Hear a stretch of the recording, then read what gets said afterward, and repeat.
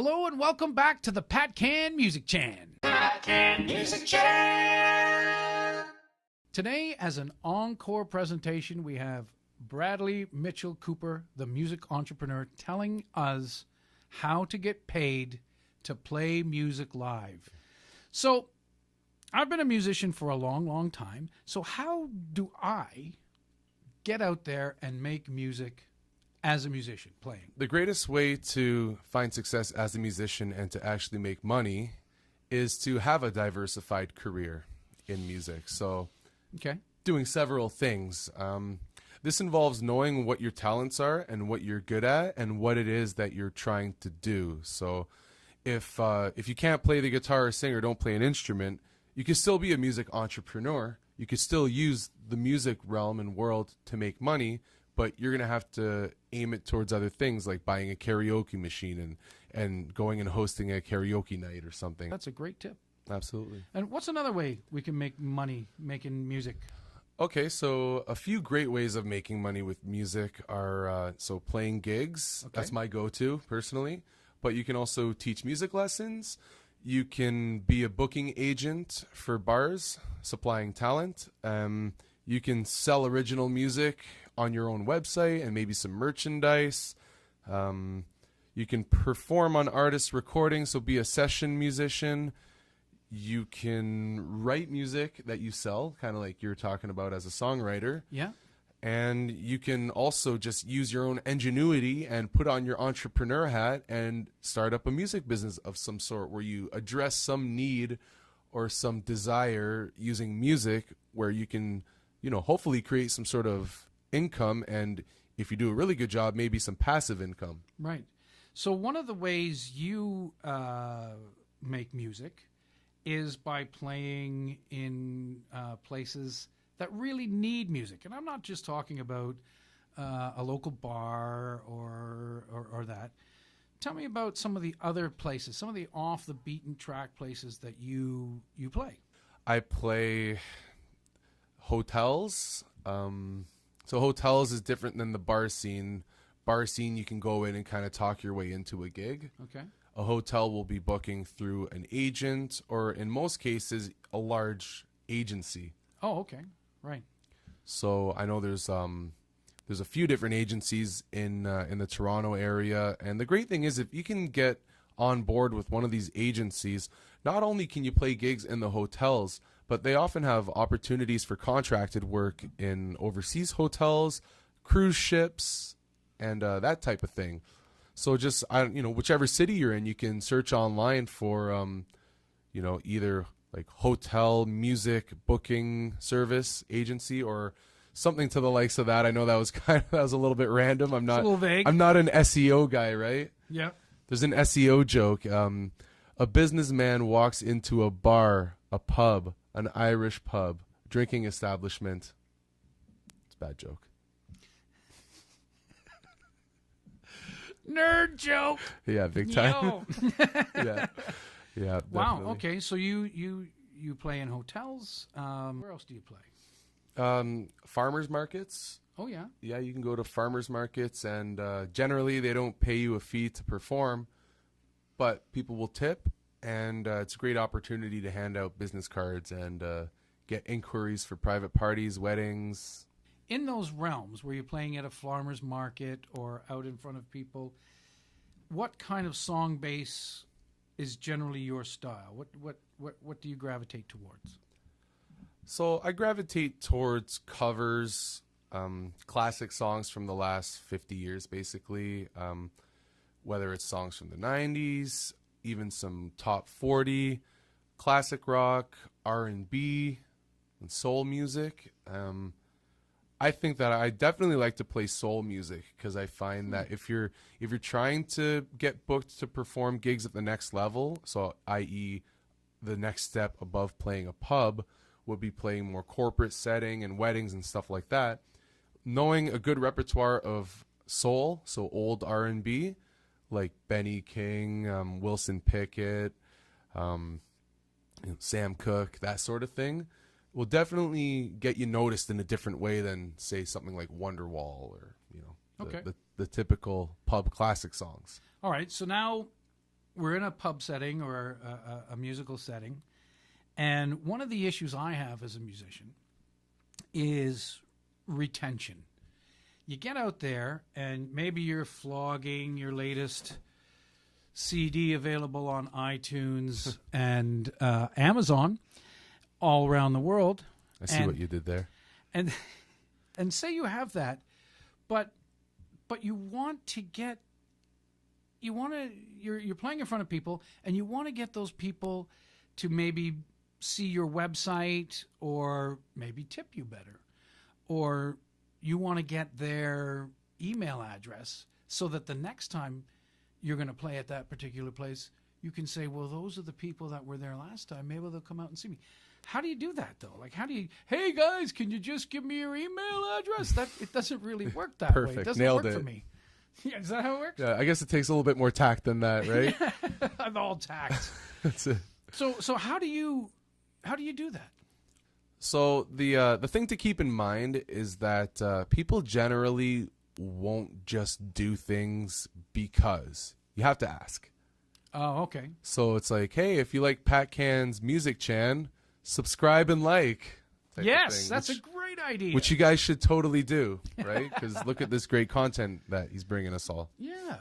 That's a perfect example. So, I mean, you could. I know it's one thing to say that, and another to apply it in a practical setting. So, hey guys, I'm coming out. I'm playing again here in 2 weeks. So feel free to check me out at bradleymitchell.com. Even that will generate mixed results. So there's other tricks you can do. You can have like a stand-up banner or something beside you that can do that chatting for you. Oh, right. So like a poster kind of thing, but even nicer. Yeah, A nicer exactly. I've had one made recently. I'll send you a picture and maybe you can include it. Sure, we'll put it up here right next. But you told me a trick that you had the other day, and that was to actually get people to go through your lists of songs and highlight which ones they want. Tell me about that. That was a really cool trick. Yeah, so I saved the best for last, of course. So this particular method of getting people to sign up and like come on board with your music brand will also generate some tips, hopefully, where people can, and I'm talking about money tips. So how to get a following while being paid some tips. It's all in one with this method. And basically what you do is you create what I call a songbook. So if you've ever gone to karaoke, you've seen a songbook. You basically list all the songs that you know how to play, and you put them out there in a binder, you print them off, and you put it out there for people to see.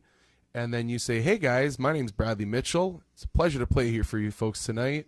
I'd like to just point out that I've got a songbook here. Feel free to pass it around amongst yourselves and make any requests at all. I know all those songs. So now you're involving them. You're pulling them in a little bit, and you're asking them to make requests and removing the element of being stumped by a song that you don't know. You know all those songs. You created the list yourself. Smart.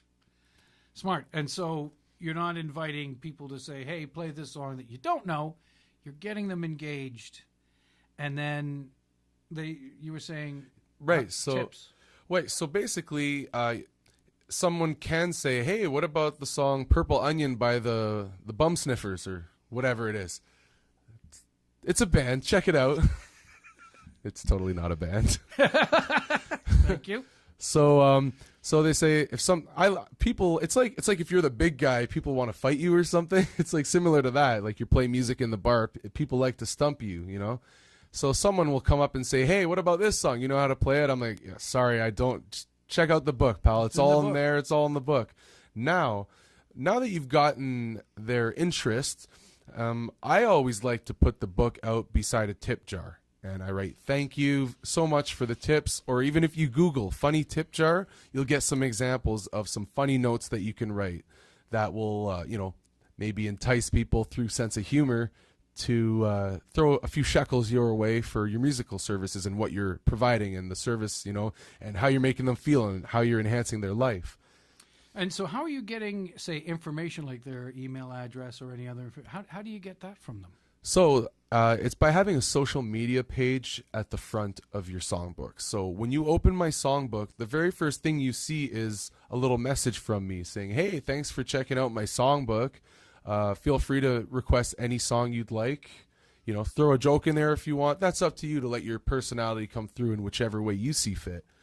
And putting a plug to your social media is basically the way that you're going to get them involved and bringing them into your funnel as a musician, as someone who's trying to grow a network and get some fans. You say, "Hey, here's my Instagram account. Please follow me there, and you can see where I'm playing.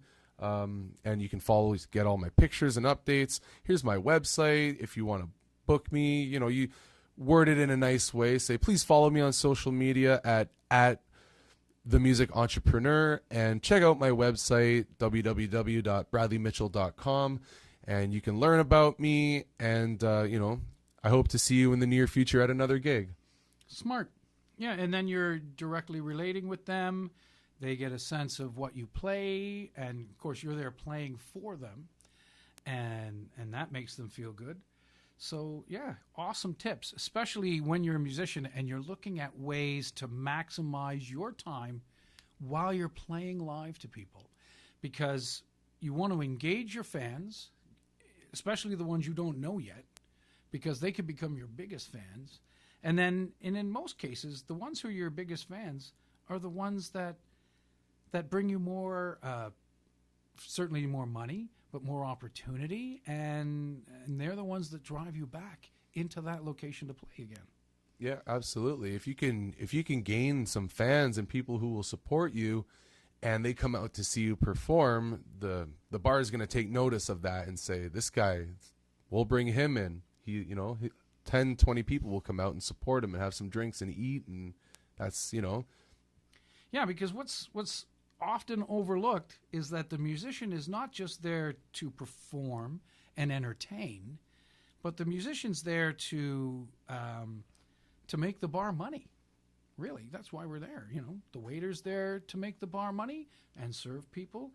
You know, the bartender is there to serve drinks and make money. I mean, they're there to supply a service, but they're also there to make sure that the money is still there, that they can continue to supply the service. Because if you run out of money, there's no service. No gigs. No gigs. Well, you know, Brad, it's great having you on the Pacan Music Chan to talk about these things, to educate people. Certainly I'm getting an education here on how to increase my income by getting out there and playing and engaging the people who I'm playing for. So thanks for coming by again. You're welcome, Pat. Thanks for having me. Yeah. And so check out themusicentrepreneur.com. And if you like this episode, subscribe and share it with your friends. And thanks for tuning in. And we'll see you next time.